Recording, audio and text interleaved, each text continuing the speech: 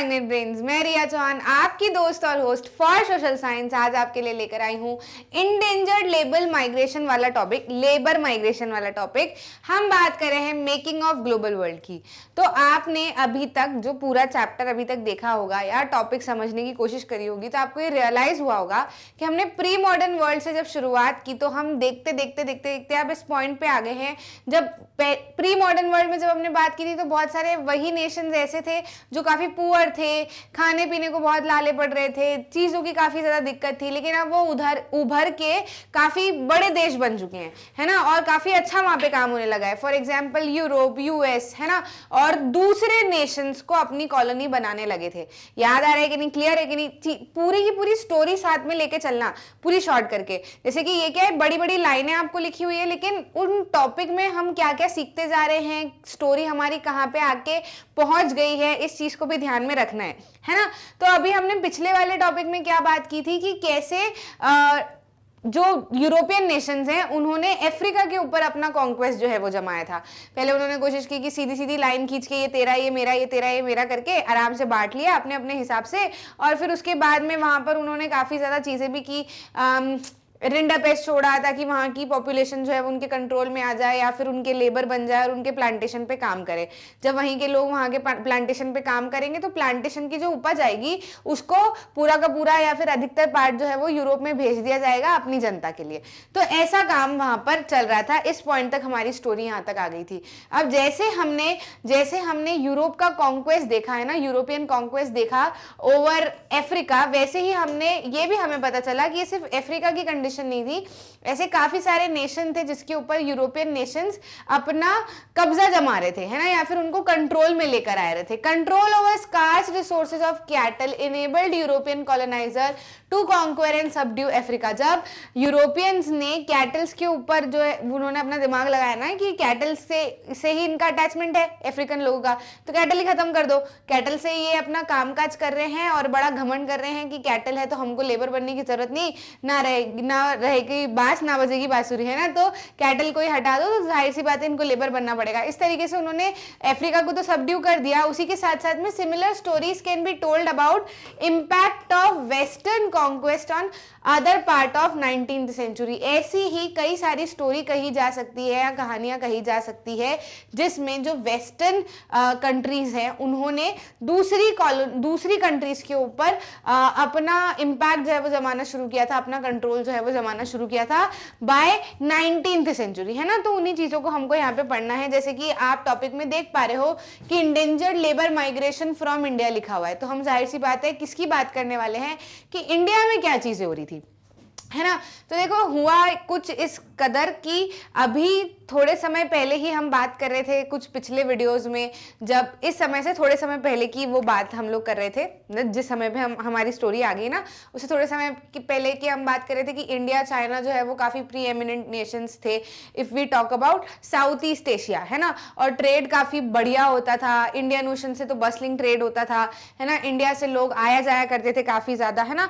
लेकिन अब कंडीशन कैसी हो गई, अब कंडीशन ऐसी हो गई कि ये जो 19th सेंचुरी वर्ल्ड बन चुका है ना, 19th सेंचुरी वर्ल्ड बन चुका है जिसके अंदर इंडस्ट्रियलाइजेशन होना शुरू हो गया है, अलग अलग इकोनॉमीज बनना शुरू हो गई है ना। ब्रिटेन बड़ा पावरफुल इमर्ज होके आया है, यूरोपियन नेशंस काफी पावरफुल हो गए हैं धीरे धीरे करके। तो इससे क्या हुआ, इसका टू साइडेड नेचर देखने को मिला, दो रूप इसके देखने को मिले। कुछ लोगों के लिए काफी ज्यादा इकोनॉमिक डेवलपमेंट हो रहा था और वहीं के वहीं कुछ लोग काफी ज्यादा पुअर भी थे। Fast economic growth as well as great misery, काफी ज्यादा दिक्कत थी लोगों के पास में, कुछ के पास में बहुत इकोनॉमिक ग्रोथ हो रही थी। साथ ही साथ में किसी किसी के पास में बहुत पैसा आ रहा था तो किसी किसी के पास में, अधिकतर के पास में काफी पावर्टी भी हो रही थी, गरीबी भी बहुत ज्यादा आ रही थी। तो ऐसे दो तरीके से हमको सारी चीजें देखने को मिली कि ऐसा नहीं कि पूरा का पूरा वर्ल्ड ही जो है वो काफी ज्यादा पावरफुल हो गया या पूरा का पूरा वर्ल्ड ही जो है वो इकोनॉमिकली डेवलप हो रहा है, ऐसा नहीं। कुछ सेक्टर या कुछ साइड जो है वो काफी इकोनॉमिकली डेवलप हो रही थी और कुछ जो है वो काफी ज्यादा पुअर रह रही थी। Technological advances in some areas and new forms of coercion in other other, कहीं पर बहुत टेक्नोलॉजिकल एडवांसेस आ रहे थे तो कहीं पर हमको बहुत ज्यादा दिक्कतें भी देखने को मिल रही थी कि यार यहाँ पर तो बेसिक चीजें भी नहीं है ना। तो ऐसी चीजें 19th सेंचुरी में के इसमें अगर हम देखते हैं कि क्या चल रहा है क्या नहीं, तो हमको बेसिकली ये पूरा सीन देखने को मिलता है। Chinese and Indian labourers went to work on plantation in mines, roads etcetera. अब यहाँ पे चाइनीज और इंडियन लेबर की बात की जा रही है, जबकि हम थोड़ी देर पहले पढ़ रहे थे कि इंडिया और चाइना तो काफी ज्यादा प्री एमिनेंट नेशन थे, ट्रेड काफी ज्यादा अच्छा चल रहा था। तो अब ऐसा क्या हुआ कि इन लोगों को माइंस पे काम करना पड़ा या फिर बाहर जाना पड़ा। तो बात कुछ ऐसी हुई कि चाइना जो है उसने अपने आप को आइसोलेट कर लिया था, है ना, उसने अपने आप को आइसोलेट कर लिया था कि नहीं अपने यहाँ से कोई भी अपन ओवरसीज कांटेक्ट नहीं करेंगे। इंडिया वजह से तो इंडिया में तो सब आना जाना सारा कुछ चल रहा था, है ना। तो ऐसा हुआ कि ये जो मैं 19th सेंचुरी का पूरा सीन बता रही हूँ ना, तो ऐसा कि नहीं कि पूरे के पूरे इंडियन लोगों को जाना पड़ा या पूरे के पूरे चाइनीज लोगों को जाना पड़ा दूसरी जगह काम करने के लिए या माइग्रेशन करने के लिए। ये वाला जो पॉइंट है ना, ये इस पूरी कहानी को सम अप करता है कि कुछ लोगों के पास में बहुत इनकम थी, वहीं कुछ लोग जो है वो काफी ज्यादा माइजरी फेस कर रहे थे। तो यही कुछ लोग जो काफी ज्यादा माइजरी फेस कर रहे थे, इन्हीं को अपने देश से निकलकर बाहर के देशों में शिफ्ट होके वहां पर काम ढूंढने की आवश्यकता पड़ी। क्योंकि ऐसा हुआ कि चाइना और इंडिया में काफी ज्यादा कॉटेज इंडस्ट्री एक टाइम पे आने के बाद में बहुत ज्यादा खत्म होने लगी, है ना, स्लो डाउन होने लगी, काम जो है वो बहुत ज्यादा खत्म हो गया था। और इवन कॉलोनाइजेशन काफी ज्यादा शुरू हो गया था ना, तो ब्रिटिशर्स अपने यहाँ से तो बहुत सारा सामान लेके जा ही चुके थे, लोगों को कंट्रोल करने लगे थे, है ना। तो ऐसी चीजें फेस जब ये लोग कर रहे थे, हमारे यहाँ के लोग या फिर चाइनीज लोग कर रहे थे, तो उनको ऐसा लगा कि घर बैठने से तो अच्छा है जहां पर दूसरी जगह पे काम हो रहा है वहां पे चले और काम ढूंढते हैं। ठीक है, तो काम ढूंढने के लिए इंडेंचर्ड लेबर होना मतलब क्या, अपने देश से बाहर का लेबर होना। ठीक है, मतलब बाहर जाना और वहां पर माइग्रेट करके इन सर्च ऑफ वर्क, है ना। तो इन लोगों को पता चला कि यार अलग अलग जगह पर अलग अलग देशों में प्लांटेशन बन रहे हैं, लार्ज नंबर ऑफ फील्ड जो है वो या फिर लार्ज नंबर ऑफ एरिया जो है वो ट्री जो है वो कट की जा रही है ताकि वहां पे फार्मिंग हो सके। तो चलो यहाँ पे तो काम नहीं हो रहा है, वहीं चलते हैं। अब इन लोगों को कैसे पता चला, पहले तो कोई फोन होते नहीं थे कि वहां पे काम हो रहा है। तो ऐसा है कि एजेंट्स के थ्रू पता चलता था कि आते थे लोग और ऐसे बताते थे कि वहां पे फलाना फलाना जगह पे ऐसा ऐसा काम हो रहा है, तो चलो हमारे साथ में और बहुत बढ़िया आपकी कमाई होगी। और कई बार तो फॉल्स इंफॉर्मेशन देके ले जाया जाता था, बताया ही नहीं जाता था कि दूसरे देश में जाना है, ऐसा कहते थे कि थोड़ा पास में है वहीं पे हो जाएगा और आना जाना कर सकते हो। ऐसी झूठी मूठी इंफॉर्मेशन देके लोगों को ले जाते थे कि चलो चलो वहां पे काम है, बढ़िया काम है, यहाँ पे बैठ के क्या करना है, कोई इनकम नहीं है आप लोगों की, वैसे भी वहां पे काम हो रहा है, बढ़िया। तो ऐसे जो लोग एजेंट होते थे उनको थोड़ा बहुत कमीशन भी मिल जाया करता होगा। और मतलब रियल ऐसे एग्जैक्ट स्टोरी नोबडी नोज, जो लिखा है वही चीज हम लोगों को पता है ना। तो ये लोग वहां पर इस बहाने चले जाते थे। अब इनको पता ही नहीं था कि इतना लंबा वॉयज, कई बार तो महीनों तक जो है वो रास्ता तय करना पड़ता था, क्योंकि पहले प्लेन में तो लेके जाएंगे नहीं, फ्लाइट तो हुआ नहीं करती थी, है ना। तो लंबे लंबे जगह पे लेके जाते थे, कई बार बांध के भी ले जाते थे। और बस वहां पे जब ये लोग पहुंचते तो पता चलता कि असली रूप क्या है ना। ऐसा बताते कि जब यहाँ से लेके जा रहे होते तो बताते वहां पे तो बहुत रहने खाने की फैसिलिटी है, वहां पर तो बहुत सब कुछ अच्छा है, बहुत लोग गए हैं, बहुत कमाई होती है, आराम से तुम अपने परिवार को भेज दिया करना। ऐसी सी इंफॉर्मेशन देके उकसा के लेके जाते थे। और वहां जाकर पता चलता था कि सूखी रोटी मिल रही है, या फिर वहां पे तो और दाड़की वाले काम करने पड़ रहे हैं, मजदूर वाले काम करने पड़ रहे हैं। यहाँ से तो बोलते थे ठाट बाट वाले काम होंगे, है ना। तो एक्साइट हो जाते थे कि चलो यार अच्छा काम है, चलते हैं, ऐसा काम कहाँ सबको मिलता है, इतनी गरीबी चल रही है तो अपन अपने परिवार के लिए कुछ करें। तो फिर लोग चले जाते थे लंबे लंबे समय तक, खूब उनको रास्ते पता ही नहीं है कि कहाँ जा रहे हैं। अब अपने को तो पता है कि ये मैप है, ये इंडिया है, चाइना है, इतनी दूर का रास्ता है। पहले के लोगों को थोड़े ना पता था, ऐसे कोई मैप वगैरह इतनी एजुकेटेड थोड़े ना थे, और ना ही इतनी चीजें एक्सेस थी कि ढूंढना है तो फट से फोन निकाला सर्च कर लिया, ये चीज तो है नहीं। तो बस निकल पड़ते थे वो लोग और बहुत झूठी झूठी इन्फॉर्मेशन दी जाती थी उनको, और वहां जाके सारी परिस्थितियां एकदम उलट पुलट ही निकलती थी, है ना। पर फिर कुछ लोग वहां पे जाने के बाद में भाग जाया करते थे कि नहीं यार नहीं रहना, अपने से तो नहीं रहते बनेगा, तो भाग जाया करते थे। भागते थे तो ये डर भी रहता था कि भागेंगे कहीं पकड़ लिया तो ये लोग मारेंगे भी, मतलब जो लोग लेके आए हैं या फिर जिनका प्लांटेशन है जहाँ पे काम कर रहे हैं वो लोग मारेंगे नहीं क्या, वो लोग मारेंगे भी। तो ऐसा भी डर रहता था कि यार ये लोग तो मारेंगे भी, क्या करे, भागे नहीं भागे। कई सारे लोग भाग जाते थे और कुछ सारे लोगों ने अपनी उस परिस्थिति को डेस्टिनी मान के वहां पर रहना शुरू कर दिया था कि चलो जो है यही है, आए हैं तो अब काम करते हैं। तो फिर ऐसे करके उन्होंने वहां पे अपनी फैमिलीज भी बनाना शुरू कर दी, है ना। वहां पे फैमिली सेटल होना शुरू कर दिया धीरे धीरे करके। समझ में आ रही है बात? तो ऐसे काफी ज्यादा प्रताड़ित भी हुए, है ना, काफी ज्यादा प्रॉब्लम्स भी फेस करनी पड़ी, लेकिन फिर कहीं कहीं पे बहुत सारे लोग सेटल भी हो गए। आप जैसे एग्जाम्पल के लिए आप देख सकते हो कि जब आप श्रीलंका के मैचेस वगैरह में देखते हो या फिर अलग बहुत सारे देशों में आप देखते हो कि नाम जो है वो इंडियन नेम्स उसमें आपको देखने को मिलेंगे, है ना। अभी हम बात करेंगे उन नेम्स की, तो हमको ऐसा लगता है यार ये तो दूसरे देश के हैं, नाम इनके इंडिया वाले जैसे कैसे हैं? तो वो इसलिए हैं क्योंकि वो इंडिया से ही गए थे, कुछ उनके दादा परदादा इंडिया से ही यहाँ से निकले थे वहां पर काम ढूंढने के लिए और फिर वहीं पे सेटल हो गए। फिर उन्होंने अपना परिवार वहीं पे बना लिया। वो दिखने में भी हमारे जैसे होते, लेकिन फिर वो वहां पे जाके सेटल हो जाते हैं ना, फिर उनके बच्चे होते तो वहां पे किसी से शादी कर ली। अब वो भी कहाँ से आए हैं या फिर वो वहीं के रहने वाले हैं, तो वो अलग ही बन के निकलते हैं, है ना, अलग ही थोड़ा सा निकलता है उनका। वो भले से फॉरेन में है या फिर हमको देखते हैं ना कि काफी सारे गोरे गोरे लोग हैं वहां पे, अपने इंडिया जैसा स्किन टोन कैसे आ गया, ये तो बिल्कुल इंडिया में रहने वाले जैसे दिखते हैं। तो वो इसलिए दिखते हैं क्योंकि उनके पिताश्री कहीं इंडिया से ही गए थे या उनके दादाश्री कहीं इंडिया से ही गए थे, वहां पर रहे, फिर उन्होंने अपनी लाइफ वहीं पर सेटल कर ली, बच्चे हो गए, फिर उसके बाद में उन्होंने अपना परिवार ऐसे ही बना लिया। ठीक है, तो ऐसे कई सारे लोग हैं जो इंडेंचर्ड लेबर को क्या क्या प्रॉब्लम फेस करनी पड़ती है उसको करती थी या फिर करती है, ये सारी चीजें, मतलब कितना उन्होंने अपनी लाइफ में स्ट्रगल देखा है उस बारे में बहुत सारी किताबें भी लिखी गई हैं, है ना, अपने एक्सपीरियंसेस। क्योंकि जब वहां पे रहते थे वो लोग तो फिर क्या करे, किससे बात करे, सारे के सारे लोग अनजान हैं, तो लिखा करते थे, है ना। अब लिखना पढ़ना तो आ गया था इस समय तक, है ना, ह्यूमंस को, तो लिखा करते थे। ऐसी बहुत पुरानी बात भी नहीं है, 19th सेंचुरी की बात करें तो बस वो लिखते थे अपनी कहानियां, सॉन्ग्स लिखते थे, नॉवेल्स लिखते थे, है ना। फिर वो चीज मिली बात के लोगों को, या फिर उनकी जब फैमिली बढ़ी तो सब दादाजी ने अपने बेटे को, बेटे ने अपने बेटे को ऐसी कहानियां सुनाई।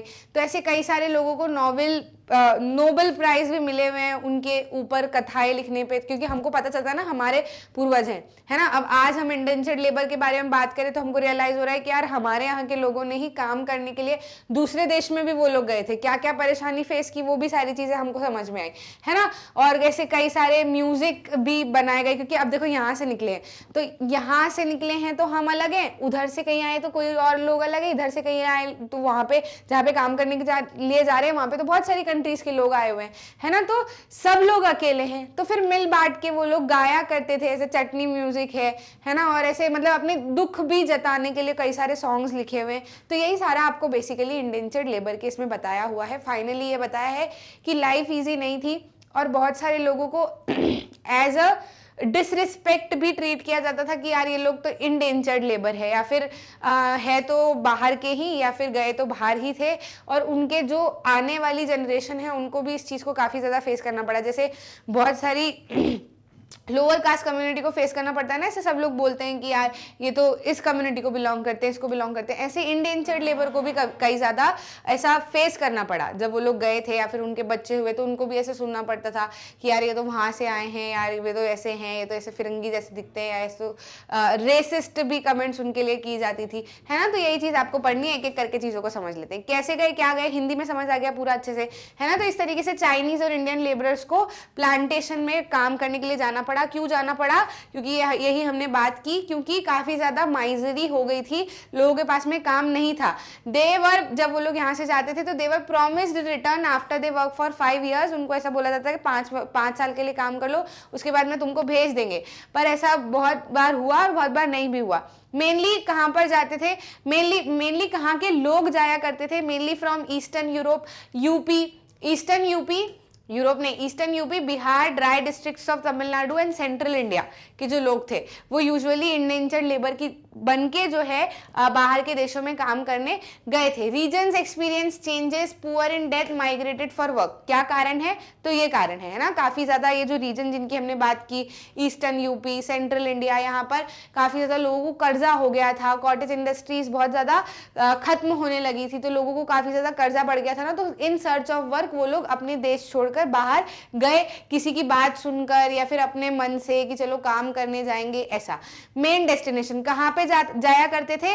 कैरिबियन आइलैंड में जाया करते थे। कैरिबियन आइलैंड में आपको पता होगा बहुत सारे प्लांटेशंस बनाए गए थे और वहां पर अफ्रीका से भी स्लेव लाए जाते थे, है ना। अभी हम बात करेंगे वो पूरा स्लेव ट्रेड की भी, तो आपको समझ में आएगा। कैरिबियन आइलैंड में Trinidad, Guyana, Suriname, Mauritius, Fiji, साइलोन, Malaya, tea plantation in Assam, यहाँ पर इंडेंजर्ड लेबर जो है वो देखे जाते थे। यहाँ पर काम करने लोग आते थे अलग अलग देशों से।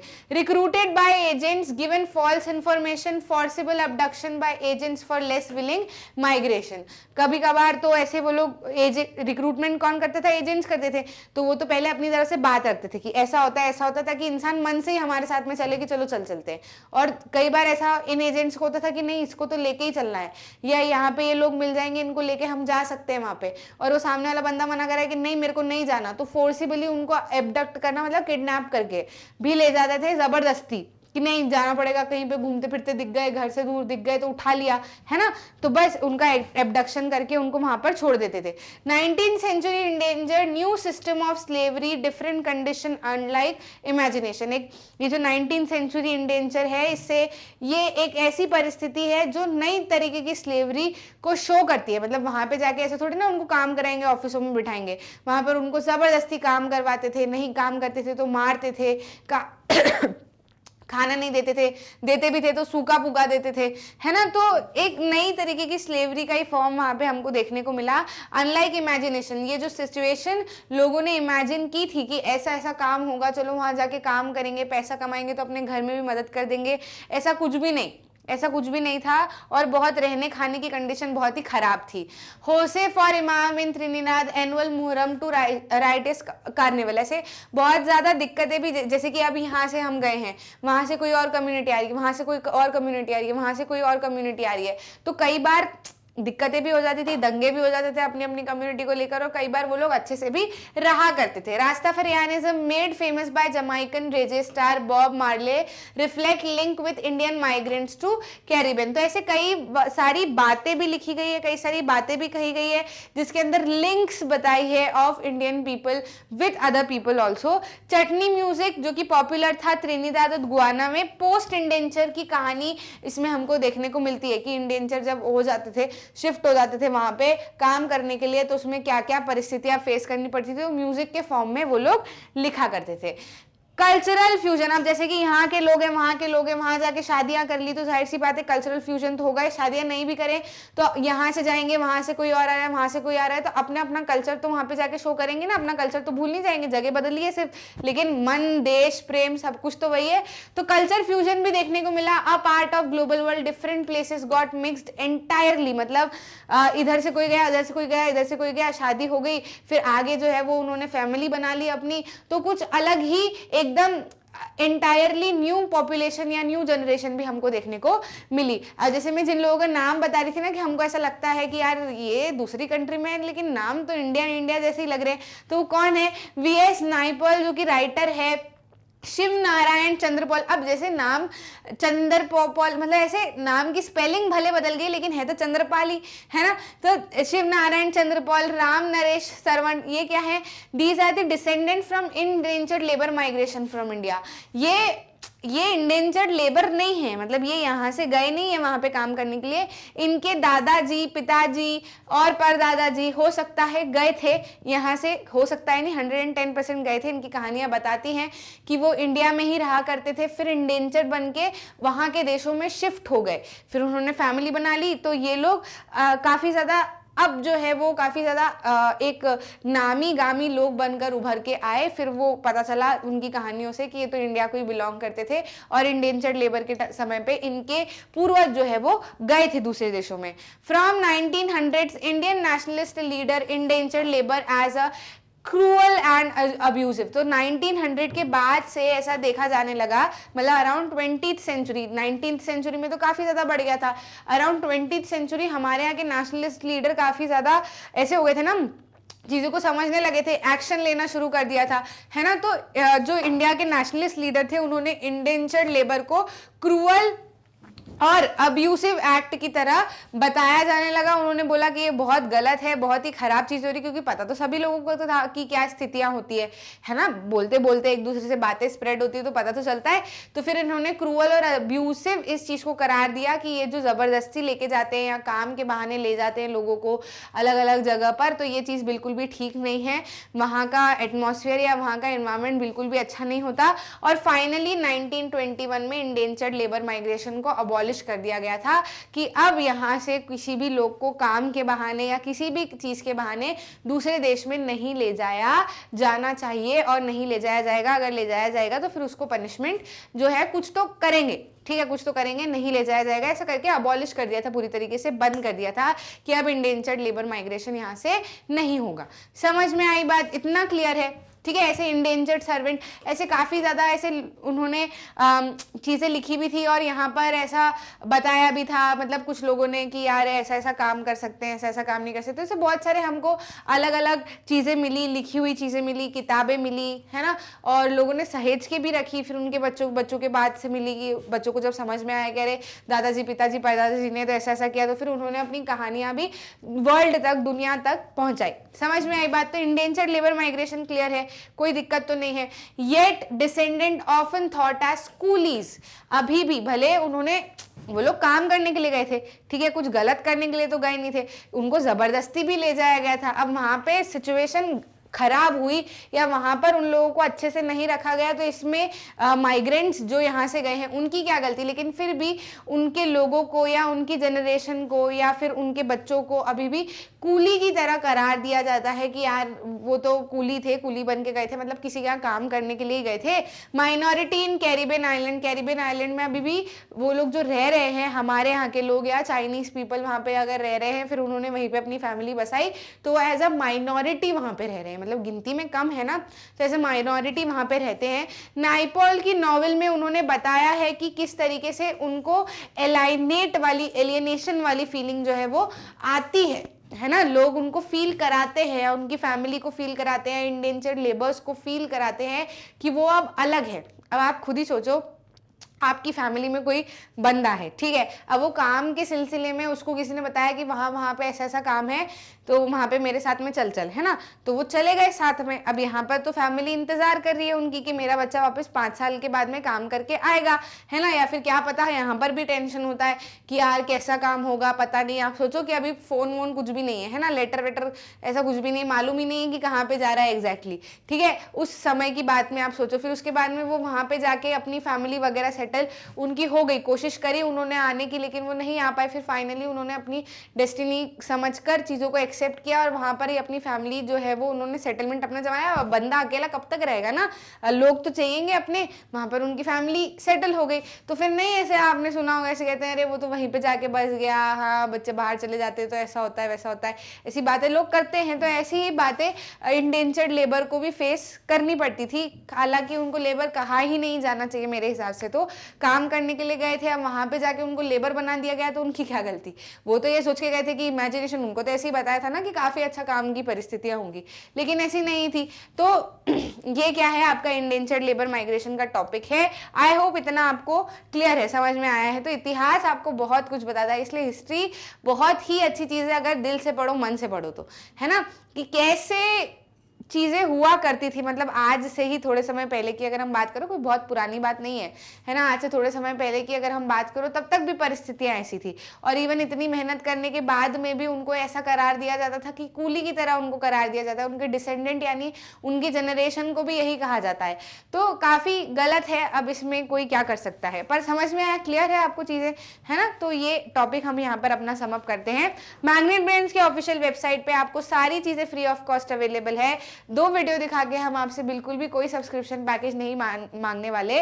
आप आराम से अपने घर में बैठकर अपनी सुविधा के अनुसार वीडियोस को देख सकते हैं यूट्यूब पर, मैग्नेट ब्रेन्स के ऑफिशियल वेबसाइट पर और मैग्नेट ब्रेन्स ऐप पे। अगर अच्छा लगा है तो लाइक करना, शेयर करना अपने दोस्तों के साथ में, और चैनल को सब्सक्राइब करना ताकि आप कोई भी इंपॉर्टेंट वीडियो मिस ना कर जाए। किंडरगार्टन से 12th तक NTSC ओलंपियाड सब कुछ हमारे यहाँ पर अवेलेबल है, जो चाहे बिंज वॉच कर सकते हैं। मिलते हैं अगले वीडियो में।